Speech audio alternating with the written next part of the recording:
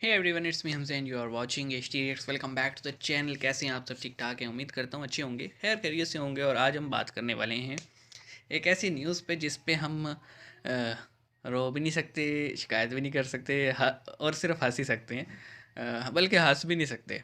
हंसेंगे तो भी लितर पहने, रोएंगे तो डबल पहने। न्यूज़ ये है कि सऊदी अरब ने अपनी करेंसी में पीओके और गिलगित और बल्तिस्तान को दिखाया इंडिया का पार्ट। तो ये मेरे ख्याल में वो जो एक कॉन्फ्रेंस हुई थी, समिट जो हुआ था, उसके बाद कोई नोट जारी किया था, उसकी न्यूज़ होगी। तो उसमें जो है पूरे कश्मीर को इंडिया का पार्ट दिखाया गया है। और अब पाकिस्तान अगर चूंचा करेगा तो सऊदी ने कहना है पैसे वापस करो, और चूंचा नहीं करेगा तो जिहादियों ने कहना है तो अड्डी ऐसी दे। तो फिर मतलब अभी हम फंस गए हैं। लेकिन देखते हैं, स्टार्ट करते हैं। 3 2 1 एंड तो आप सब कर्मा पर तो विश्वास करते ही होंगे जो ये कहता है कि बुराई के काइंड साथ ऑफ। हमेशा हाँ, बुरा जो ही होता जब है। किसी का गलत इसी होता है वो तरह होता से है। दोस्तों अब पाकिस्तान के खिलाफ भी अब हर चीज बुरा ही हो रहा है। पाकिस्तान जिसे मुस्लिम उम्मा कहकर धोखा देते हुए आ रहा था, वही सऊदी अरब अब पाकिस्तान को हम्म। धोखा देते हुए भारत की हर एक बात मान रहा है। जिसमें दोस्तों सऊदी अरब ने अपने करेंसी नोट में इंडिया का मैप बनाया और उस मैप में पाकिस्तान द्वारा कब्जाए गए पीओके और गिल्गित बाल्टिस्तान को भारत का हिस्सा दिखाया। यानी कि इसका मतलब ये है कि पाकिस्तान जिस कश्मीर का चूरन पिछले 75 साल से बेचता हुआ आ रहा था, उसे भी खरीदने के लिए कोई तैयार नहीं है। और दोस्तों आप सब जानते हो तालिबान के बारे में, जिसे पाकिस्तान ने ही चूरन ट्रेनिंग खराब दी हो थी गया है। टेररिज्म की।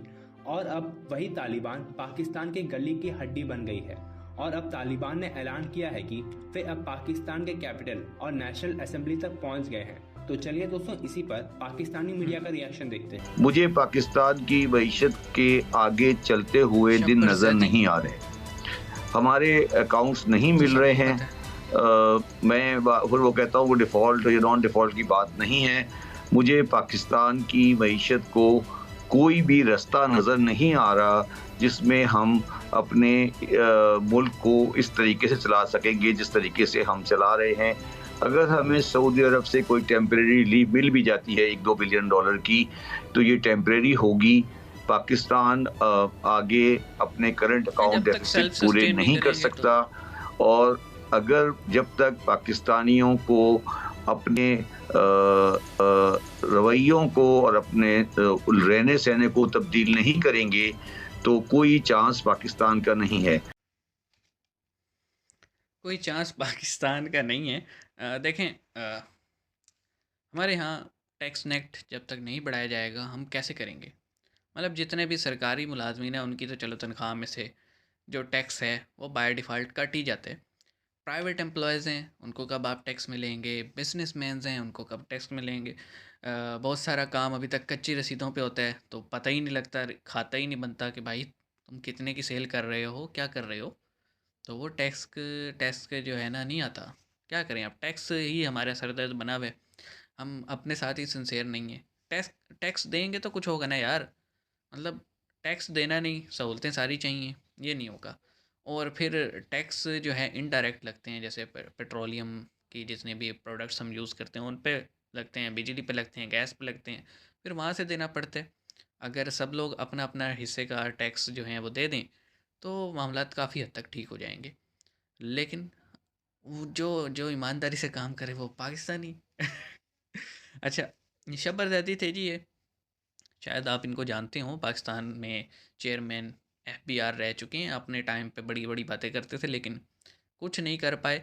और जब इन्होंने कुछ पर फैला के अपने हुकूमत के नुमाइंदों को बोला टैक्स दो, तो इनका ओहदा ही ले लिया गया। बहरहाल, हम बात करते हैं उस नोट की। 20 रियाल के नोट का जिक्र हो रहा था, जो तस्वीर भी दिखाई गई और मुझे थोड़ा आइडिया था। देखें, बात यह है कि सऊदी अरब के जो टाइज़ इंडिया के साथ हैं वो हमारे साथ नहीं है। वहाँ पे बात होती है नेक टू नेक वाली। मतलब वो एक दूसरे के बिजनेस पार्टनर हैं, ट्रेड पार्टनर हैं, पार्टनर लेवल पे बात होती है, मतलब बराबरी की सतह पे। हम कह लें कि सबऑर्डिनेट हैं। पहले हमें फंडिंग मिलती थी सऊदी से मदरसों के नाम पे।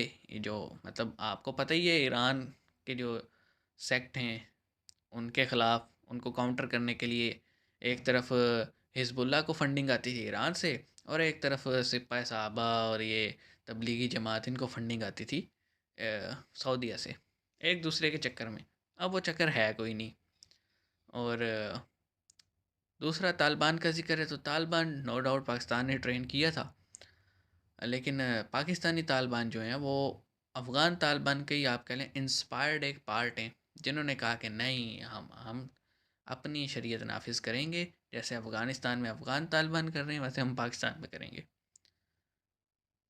और सेकंड जो सीन ये है कि भाई नैरेटिव नैरेटिव की बात है। अब अगर हम यूएन रेजोल्यूशन देखें, उसमें साफ मेंशन है कि भाई पहले खाली करो। मतलब स्पेसिफिकली ये कहा जाए कि पाकिस्तान को कहा गया है कि आप अपनी फ़ौज रिट्रीट करें, और इंडिया का ये कहा गया है कि क्योंकि महाराजा साहब जो थे उन्होंने आपके साथ एनेक्स कर लिए, तो आप सिर्फ एक मिनिमम फोर्स रखेंगे सिर्फ सिक्योरिटी मेंटेन करने के लिए, और प्लेबिसाइड करवाएंगे। अब पाकिस्तान को यह है कि भाई मैंने फ़ौज निकाली और प्लेट में रख के दे दिया, तो प्लेबिसाइड का कुछ पता नहीं है, अवाम कह दे हमने वहाँ जाने।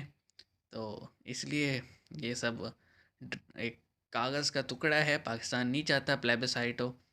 और मेरे ख्याल में इंडिया तो अब ज़ोर शोर से कहेगा, जितनी वहाँ पे मतलब 70 साल में व्यूज़ चेंज हो जाते हैं यार लोगों के। हो सकता है कुछ लोग जो उस वक्त छोड़ के इस तरफ आए हों जल्दबाजी में कश्मीर से, वो अब कहते हो कि हमने वापस जाने हो सकता है, होने को तो कुछ भी हो सकता है। लेकिन अब सीन ये है कि पाकिस्तान कंप्लेन तो नहीं कर सकता ना सऊदीया से कि ये तुसी की किता हैं, उनके तुसी इंज करोगे। नहीं कह सकता भाई, जिससे पैसे लिए हों उसको आकड़ नहीं दिखाई जा सकती ना।